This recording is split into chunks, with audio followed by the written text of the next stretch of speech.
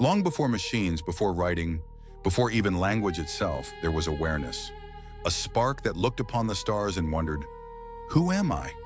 That question has echoed through every temple, every philosophy, every scientific discovery since the dawn of time. And yet, the answer was never hidden in the heavens. It was within the mind that asked. The ancients called it the divine mind, the Nous, the hidden architect behind creation. To them, your thoughts were not random electrical storms inside the skull. They were vibrations of a cosmic intelligence.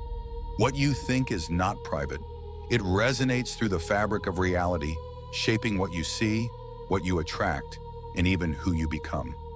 Modern science now calls this neuroplasticity, quantum entanglement, field theory.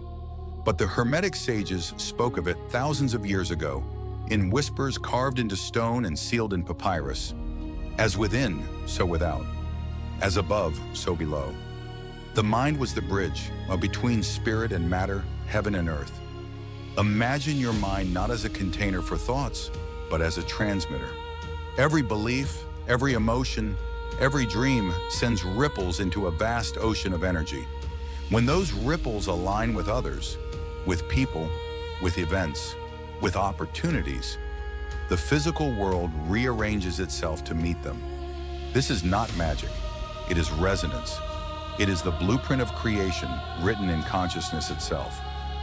Hermes Trismegistus, the mythical teacher of Egypt and Greece, described the universe as a living mind, one infinite intelligence thinking itself into existence.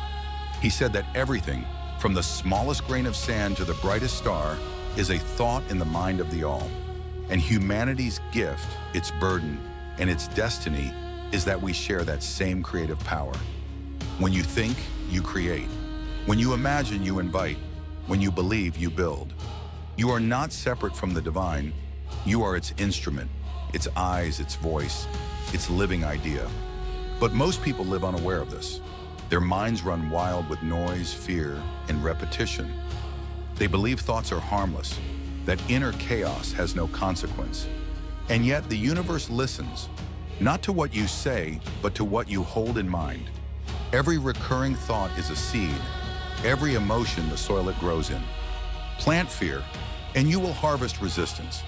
Plant gratitude, and life rearranges itself to match your inner tone. It is not a punishment nor a reward. It is a law, ancient and neutral as gravity. The Emerald Tablet, one of the oldest Hermetic texts ever found, declares, all things have come from one mind by the reflection of one thing. It means that everything you see, the cities, the clouds, the relationships, the accidents, the miracles, is the reflection of consciousness looking at itself. The outer world is not a prison, it is a mirror. Think of how a musician tunes an instrument. A single off-key string makes the entire melody uneasy. Your mind is that instrument.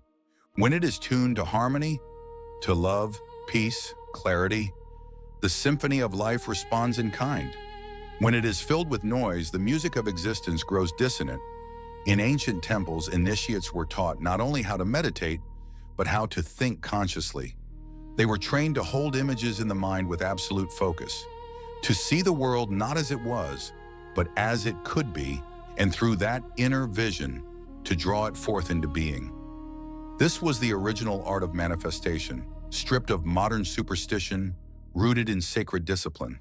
Because the true power of your mind does not lie in wishful thinking, it lies in alignment. When thought, emotion, and action become one, reality bends to your direction. This is the gate to the divine, not a doorway in the clouds, but the opening of awareness within yourself. If you close your eyes and observe the stream of thoughts moving through you, you'll notice how they rise, fade, and reappear, like clouds across a vast inner sky. Who is it that watches them? That silent witness is the divine mind reflecting itself in you. In the ancient Egyptian text, Thoth, the god of wisdom, was said to record every thought of every being. Not to judge, but because thought is creation. Every idea exists forever in the fabric of the cosmos. You cannot unthink what has been thought. You can only transmute it, raise its vibration by understanding it. That is why awareness is sacred.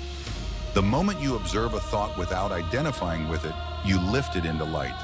And light, as every mystic and physicist agrees, changes everything it touches. Now imagine what humanity could become if every person remembered this truth, that the mind is not a cage, but a creative field. Wars would lose their fuel. Greed would dissolve in understanding. Education would no longer be about information, but about transformation.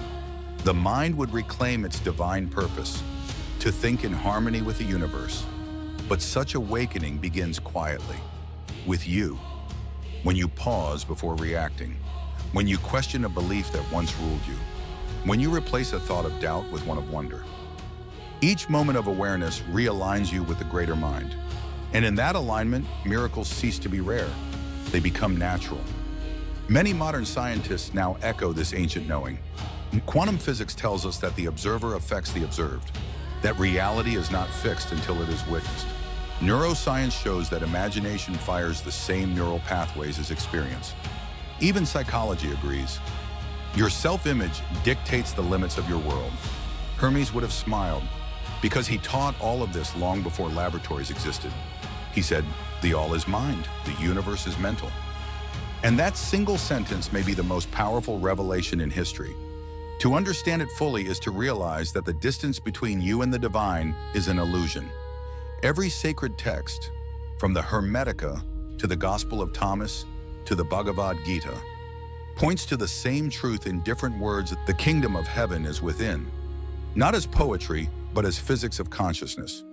The mind you carry is not small. It is the same essence that set galaxies in motion. You are not thinking inside the universe. The universe is thinking through you. When you pray, meditate, dream, or even wonder, you are conversing with the infinite through the language of thought. The vibration you emit becomes the pattern life answers to. It is why gratitude multiplies blessings and why fear multiplies walls. The universe is not listening to your words. It is matching your frequency. So the task is not to force reality, but to tune yourself. To remember that your inner state is the instrument of creation. When you master it, you no longer chase peace. Peace begins to chase you.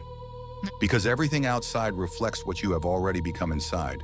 In the mystery schools of Alexandria, initiates were taught to guard their minds as sacred temples. Not because thought was dangerous, but because it was divine. They believed every image held in mind left an imprint upon the invisible world, and that the wise chose their thoughts with the same care a sculptor chooses his stone. You are sculpting right now. Every worry, every hope, every idea is chiseling the shape of tomorrow. The future is not written in the stars. It is written in the mind that gazes at them.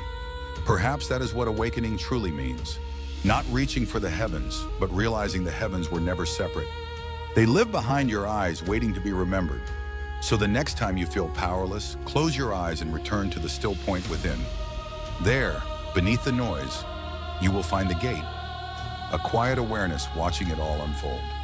That is the divine mind, and you have never been apart from it.